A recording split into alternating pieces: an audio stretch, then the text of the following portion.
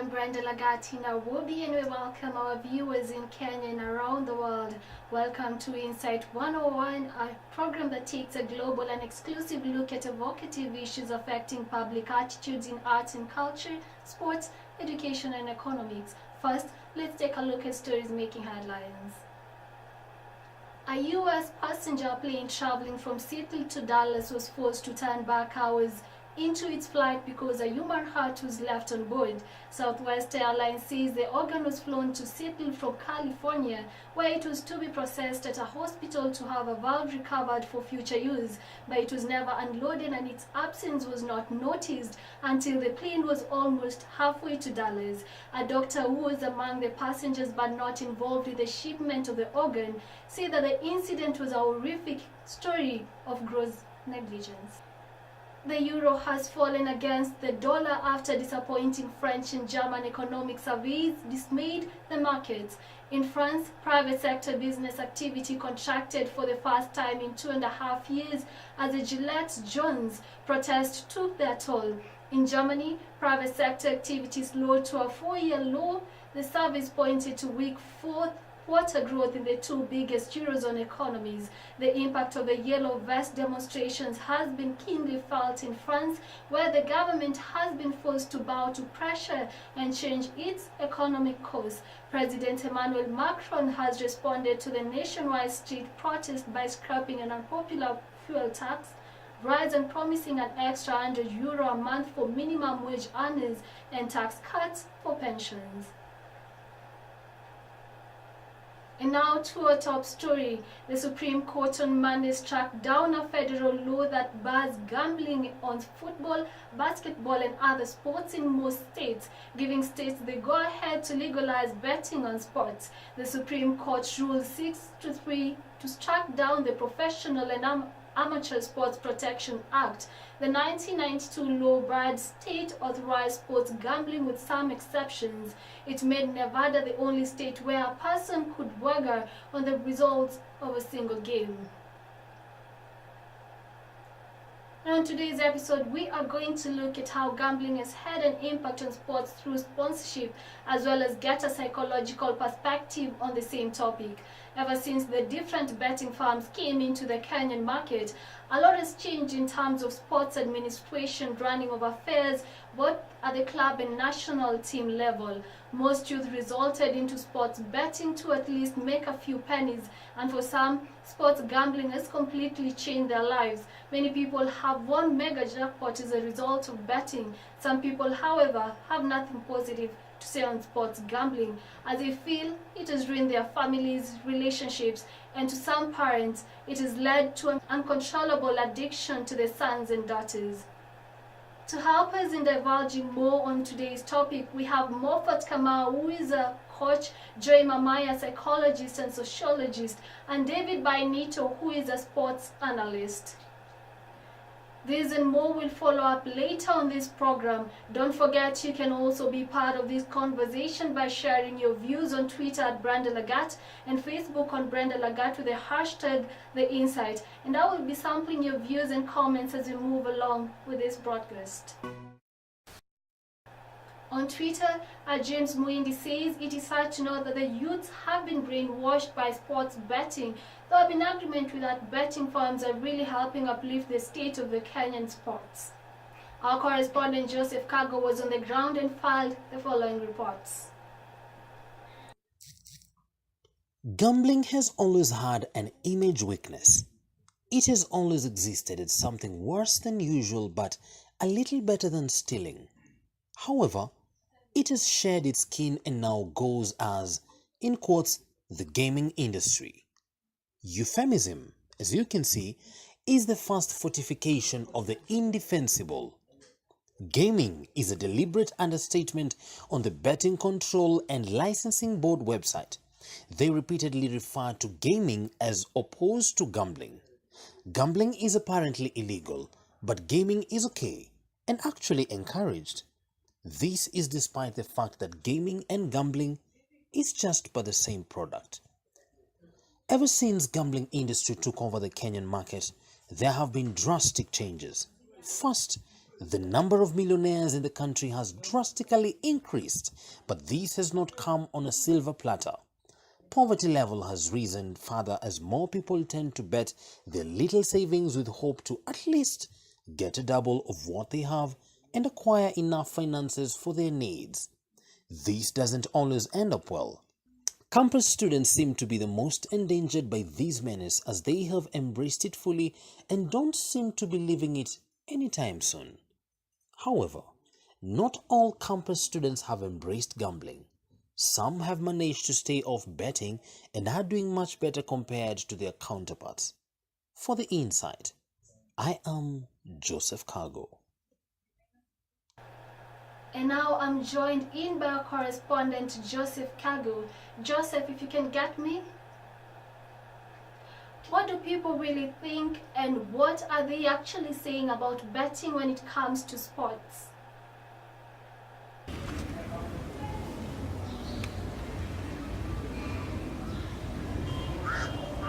Thank you, Brenda. And yes, it's true that gambling is a multi-million-dollar business in Kenya.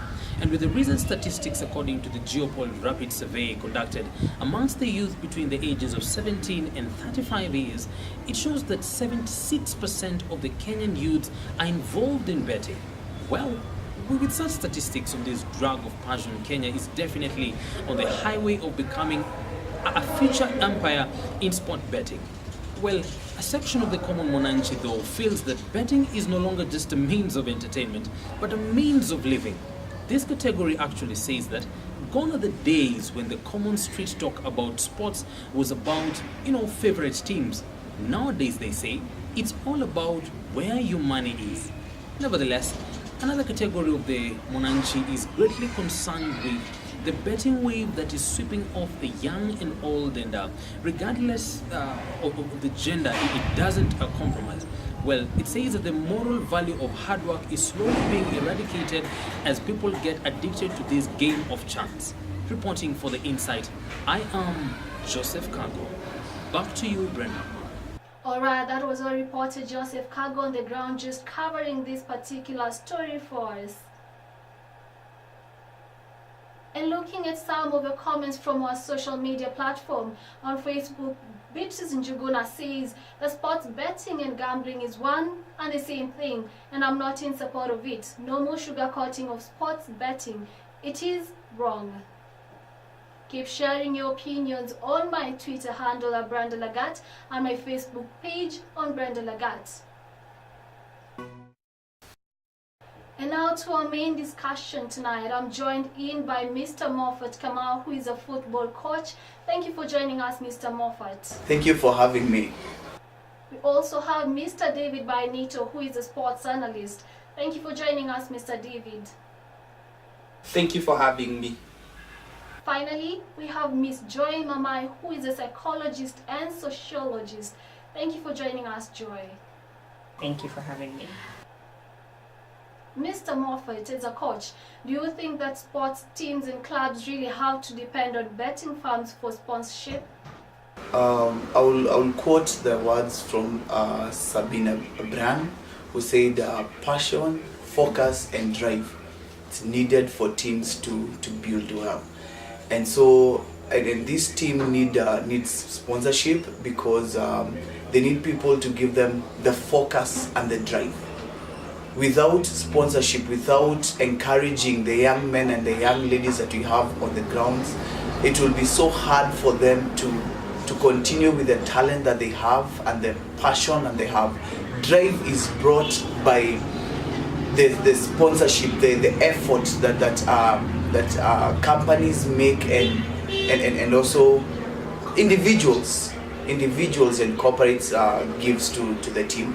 One of the challenging things that I've seen on the ground is young men or young women being the breadwinner, and also we need them on the ground. So it is a very hard place to be, and that's why we ask for sponsorship because we need this sponsorship to drive and to make these young men develop their talents. Moffat, you mentioned motivation earlier on. In Kenya, it was evident after betting firms withdrew sponsorships, teams suffered a lot. But then what should be done to prevent such in the near future? I think I'll talk about three things that are key and very important. And one is empowerment, plan, and management. And when you look at the Big Four agenda that the president had, it was one of the plans that were good to implement and to make the teams to be successful. But the greatest of all is what you call empowerment. When we empower the youth in everything that we do, then we shall achieve everything that we desire to have, and especially to the team. So the three, the empowerment, the plan, and the management should be implemented not only by the government but also individual. Like a coach, I have to have my own plan, and secondly, I have to have management skills so that from the ground I can be able to nurture the talents, I can be able to handle the teams, I can be able to take them to places. And so when as a coach I empower and I have a plan and also I can manage the team, then it is automatically that I will have the success that I need. And so the government and also the individuals needs to implement and to have plans for their teams, and especially locally and also internationally. We need to make sure that we are having the plans and also the empowerment. These young men and young women that we train each and every day, they're so hardworking.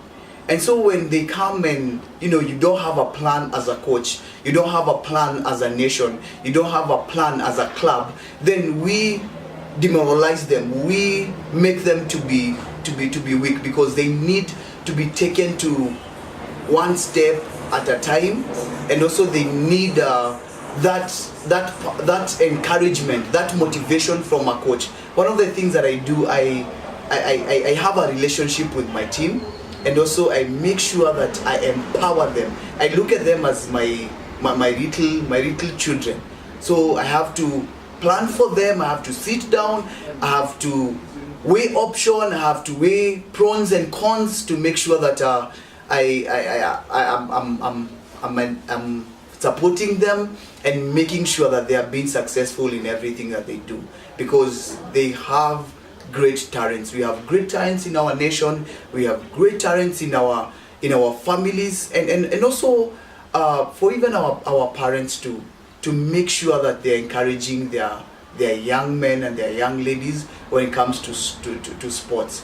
Because for many years we thought that sports we do not earn through sports, but today most of the millionaires, most of the successful young men and young women, they are athletes, they are people who are in sports, people who are paid a lot of money, they are in sports, and all that they need is management. That's why most of them, they have managers, people who can plan for them, people who can motivate them, people who can tell them that they can make it in this life. And so what we need good plans, we need management, and also we need to empower these young people. Mr. David Bainito, as a sports analyst, do you think it was really necessary to increase taxation from the initial 15% to 35% on betting firms, considering that all corporates have to pay some basic taxation? Was it really necessary? The increase of taxation on the farms was not really necessary, because it affected most of our clubs, because most of our clubs depend on sponsorship. Though the government claims to support and help in the running of these clubs, we have seen scenarios where most of our sportsmen are stranded in the airport, not able to get their tickets and go and represent our country. And it's through the sponsorship that some of these activities are able to fall in place. And I also think as we all know, that most of these sportsmen they do it as a career. They do like athletics. To some, it's a career. So it is from there that they feed their family and they fend for their family. So the increasing of taxation really affected them, and I personally believe it wasn't necessary. In April this year, Ndwale tabled a bill to reduce taxation on betting firms back to 15%. And this came after SportPesa brought back their sponsorship for Gor Mahia FC, Leopards and Harambee Stars. Is it really going to work, and will it bring back sponsorships from other betting firms into the country? I think we should look at it from who was affected, but not really what was affected. Because I personally think Ndwale saw the need of who were affected, and in this matter, the people who were affected were the clubs. So when SportPesa came back, then I think most of other betting firms will get confidence, will have confidence to come back and sponsor our clubs and help them out. Let's now get a psychologist on board. Dre Mamai, being a psychologist, what's your take on the rate at which gambling has gradually risen in the country? Not forgetting to put into consideration that most gambling firms are pumping a lot of cash into sport sponsorship and creating jobs as well. With much consideration, when you look at the high rise of gambling, most of us are being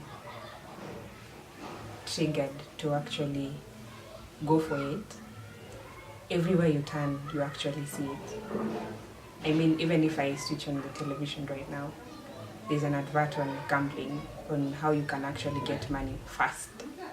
And I think it's also one of the ways they're doing to actually get people to bet and get money fast. So I think as much as it's also helping other people, helping our teams when they're sponsoring them, as much as it's also helping those who are actually depending on it as an employment, I think it also has a side where most people don't know that it's addictive. Personally, I think the addictive part is what concerns me. For if today I bet on a team maybe, and I get to win, it starts from the little things. I'll start with 10,000 today. The next time I'll go for more, thinking that I'll actually get much more than what I've gotten now. So if we see gambling in that side of it, that side where it attaches your emotions, your everything, your finances, you get to not actually try and use every part of you or every option that you have to actually get money. You'll depend on this one thing that, well, it's all from a point of luck. And if it doesn't work out, you still console yourself that you'll still be able to get it the next time. So you bet even more. So for me, I think the addictive part of gambling is my concern. As much as we'll try to help out people through this, as much as it will help our country in terms of taxations, as they're taxing them, my concern is about that one person who is headed to a point of addiction. And what do you think can be done to control this situation? As much as we are seeing gambling as a way for people to get employment and also to help the country, we can create awareness when it comes to the addictive part of it. I know most people hear of gambling and know that this is what I can do to actually get money fast. But it always starts with one thing to the other. if we have forums where we are actually talking to people of how gambling can actually get to a point you don't even know how your finances are going. You don't even know how you'll be able to plan for the years to come. Yes, let's talk about the addictive part and also give people options on ways they can actually get money aside from just gambling. Thank you very much for your time.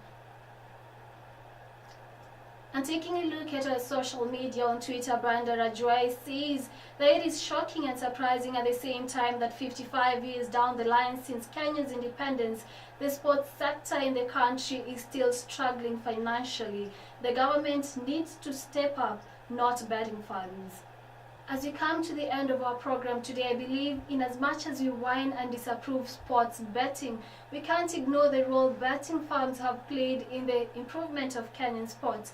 For some time, most teams, clubs and the Kenyan Premier League had suffered, but ever since SportsPesa and other betting firms came in, there was stability. And taking an example from the English Premier League, at least 45% of clubs in the league last season were sponsored by betting firms.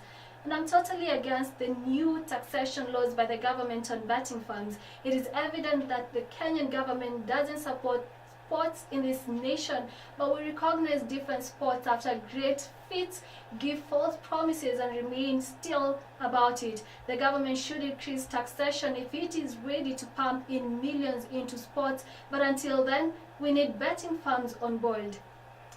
That is all we had for you on The Insight. Until next time, my name is Brenda Lagat. Thank you for watching.